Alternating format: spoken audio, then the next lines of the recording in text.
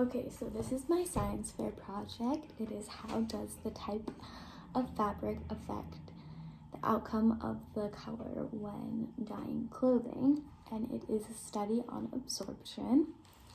So, this is the background on it. Basically, I said how it's like a background kind of like study on the chemistry that is involved in dyeing fabric, and I didn't realize that a lot of designers, when they are dyeing clothing, they have to consider that chemistry is involved in dyeing clothing. And my hypothesis is that if I dye a strip of wool ribbon with Kool-Aid, then it will not absorb the dye as well as the cotton fabric will. So yeah. Next, my materials were a bowl, a pot, a stove. I used red Kool-Aid mixture because it has the dye red 40 in it, so I thought it would work the best. And then I used cotton fabric, silk fabric, polyester, wool ribbon, water, and vinegar.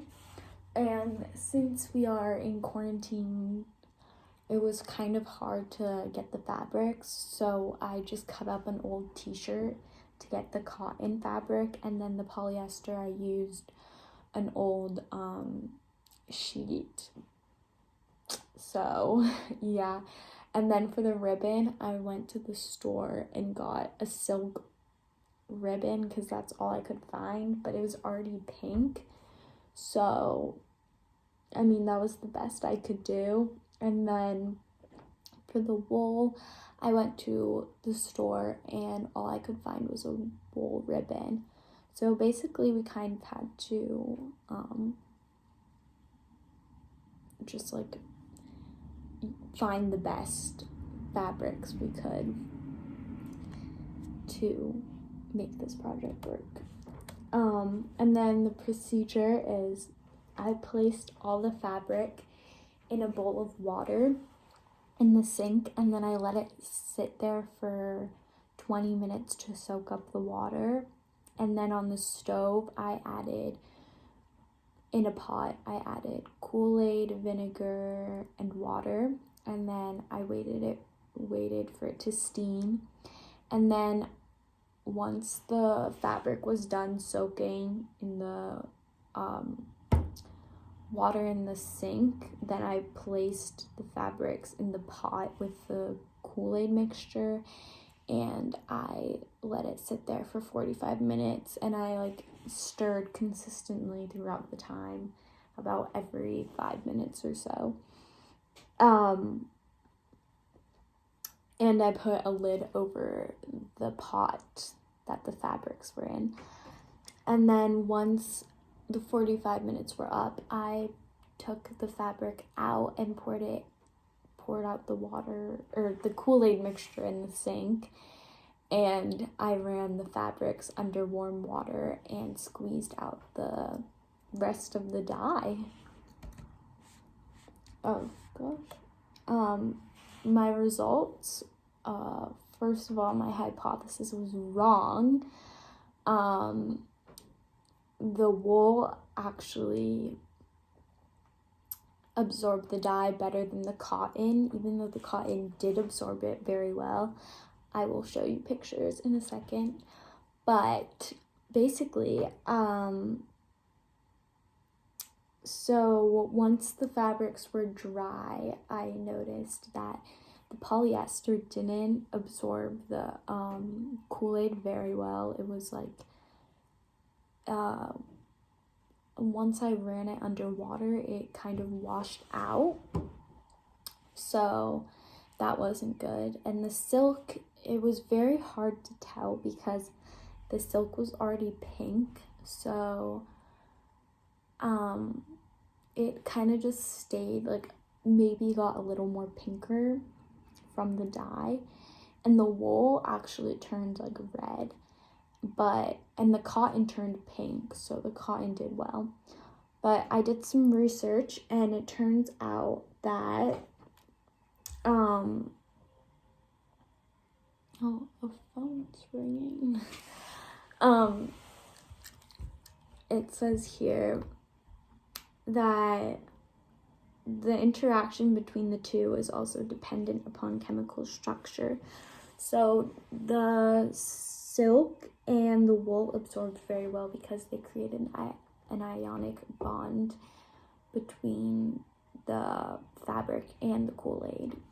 So that is why they absorb very well. And the dye needs to get in contact and be equally distributed in the fiber in order for the Kool-Aid to absorb well. Oh, and then here are my pictures. Oops.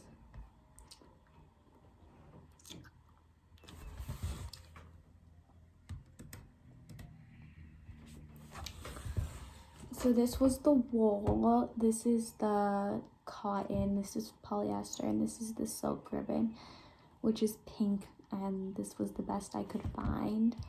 And then, oh my gosh, this is when I had them soak in water before I dyed them with Kool-Aid, and then this is after they were dyed with Kool-Aid, and you can see the polyester didn't absorb it very well. The wool one kind of turned red. The silk didn't change much, it's like still pink. The cotton turned very pink, which was good. And basically the independent variable in this experiment was the thing that was changing was the fabric. The fabric was changing color and absorbing dye. The dependent variable were the different types of fabric. I basically treated each fabric the same. The only thing that was different was that they were each different fabrics. So yeah, same with the controls. Like throughout the whole procedure, I treated each fabric the same, and yeah, the only thing that was different was the fabrics. And then my research, I wrote a lot. Basically, I realized that the dye Red 40 absorbs into wool fiber because it forms an ionic bond.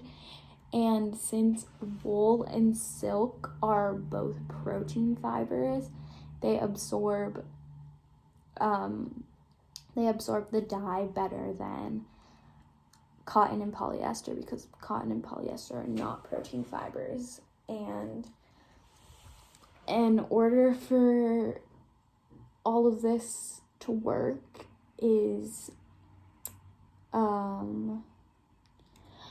the fabric has to create an ionic bond between the fabric and the dye.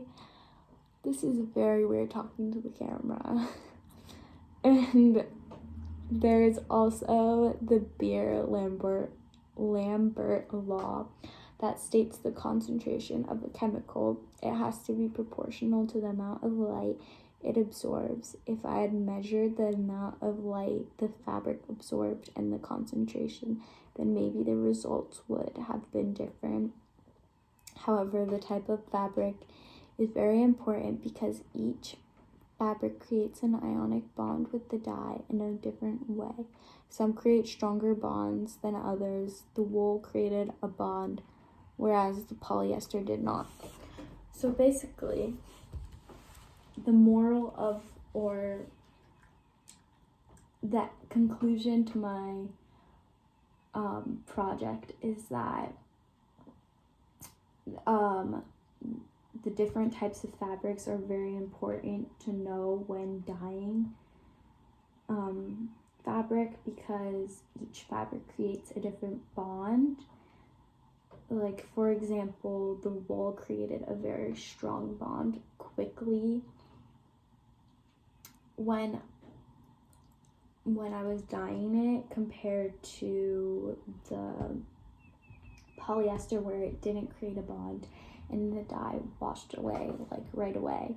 So if I had maybe been a little more precise or put more Kool-Aid in with the polyester, then it probably would have not washed away. But since I treated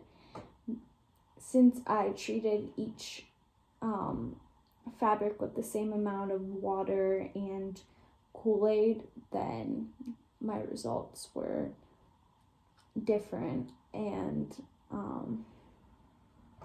yes, so basically when dyeing, it is very important to note what kind of fiber each fabric has in it, so you can make precise adjustments to dyeing in order to get the best results. And last but not least, my sources were Science Buddies. Yeah, that's it. Bye.